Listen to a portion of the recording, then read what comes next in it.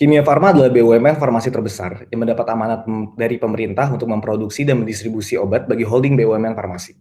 Kami, Akiem Capital, akan mempresentasikan hasil riset investasi kami terhadap PT Kimia Farma.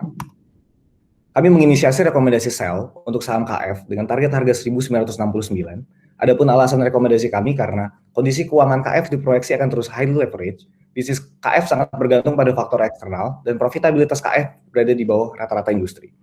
Adapun kami melihat beberapa katalis positif, antara lain industri farmasi memiliki pertumbuhan yang cepat, dan kami melihat kesempatan baru dan potensi untuk tumbuh lebih cepat di tengah pandemi COVID-19. Kimia Farma saat ini menjalankan 3 segmen bisnis, yaitu manufaktur, distribusi, dan retail. Kontribusi pendapatan terbesar disumbangkan oleh apotek dengan 55% dari pendapatan KF di 2019. Kami memproyeksi ke depannya segmen manufaktur dan distribusi akan mengambil proporsi lebih besar karena tugas khusus pemerintah untuk KF sebagai produsen dan distributor obat. Sebelum pandemi, industri farmasi sudah tumbuh dengan rata-rata 8,7% per tahun. Kami memproyeksi industri farmasi tumbuh double digit 3 tahun ke depan karena peningkatan demand terhadap obat, multivitamin, dan alat kesehatan di kala pandemi. Kami menganalisis industri menjadi 3 bagian, yaitu supply chain, manufaktur, dan penjualan retail. Di sisi supply chain, kami melihat industri ini sangat sensitif terhadap perubahan kurs karena 95% bahan baku masih impor. Di sisi manufaktur, kami melihat bahwa pemerintah berkomitmen untuk meningkatkan sektor kesehatan dengan meningkatkan anggaran kesehatan dari 3,4% menjadi 5,2% dari APBN. Pemerintah juga menyiapkan anggaran tambahan untuk menanggulangi pandemi. Kami memproyeksi industri manufaktur akan tumbuh signifikan ke depannya. Di sisi retail, kami melihat bahwa behavior masyarakat mulai berpindah dari membeli obat di apotek menjadi membeli obat via e-commerce. Hal ini terpancar dari penurunan pembelian obat di apotek sebesar 1% dan kenaikan pembelian obat di e-commerce sebesar 10%. Kami memproyeksi penjualan obat dari e-commerce akan terus tumbuh ke depannya.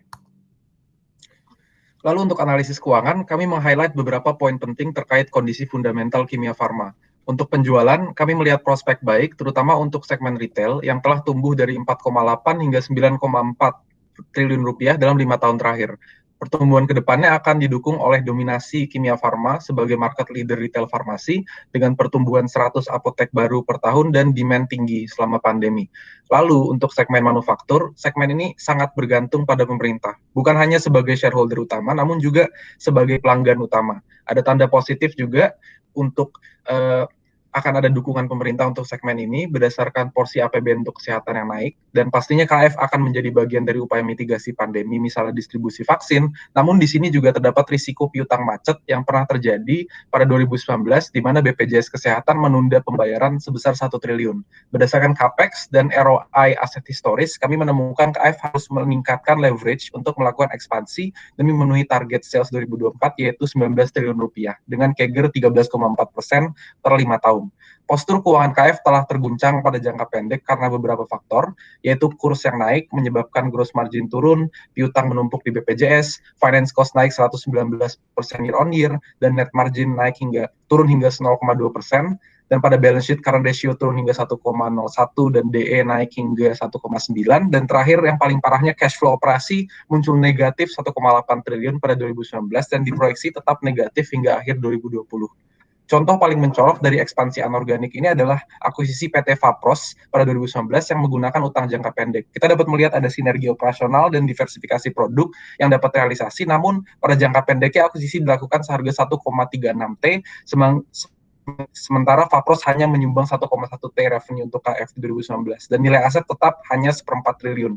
Nah, berdasarkan proyeksi demikian, kami memvaluasi KF dengan approach DCF dan EV/EBITDA mencapai target Rp1.969 dengan downside 26%, ditambah dengan sensitivity dan skenario analisis untuk stress testing agar memperkuat valuasi.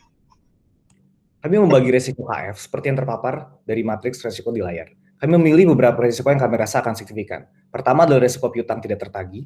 Kedua adalah solvabilitas, di mana KF selalu menarik pinjaman untuk membiayai capex. Ketiga, resiko arus kas dan modal kerja negatif dengan current ratio dan cash ratio di bawah 1. Keempat adalah KF mengimpor 90% dari bahan baku sehingga sangat terekspos pada perubahan kurs. Dan kelima, KF tidak bisa menentukan harga jual sendiri dan sulit menentukan strategi masa depan karena harus sejalan dengan rencana pemerintah. Terakhir, sebagai BUMN, KF memiliki kewajiban untuk membayar dividen ke pemerintah.